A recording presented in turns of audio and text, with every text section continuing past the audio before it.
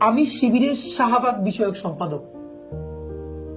উনি আমাকে বলতেছে গর্বিত শাহবাগী উনি। তখন আমাকে জিজ্ঞেস করতেছে আপনি শিবিরের কোন পোস্টের? আমি রিপ্লাই কি দিয়েছিলাম জানেন?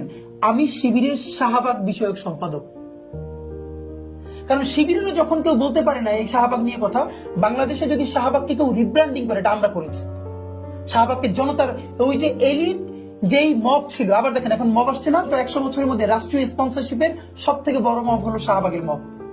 পুরো বিচার ব্যবস্থা ভেঙে দিয়ে মানুষের ফাঁকি দেওয়া হয়েছে।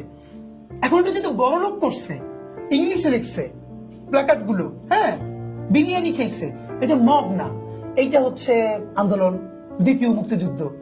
আর দাবি আদায়ে জুলাইয়ের আহতরা যদি কেউ দাঁড়াই যাচ্ছে কোথাও, এটাকে আমি সমর্থন করি না, কিন্তু আমরা কিন্তু কেওয়াসের মধ্য দিয়ে যাচ্ছি।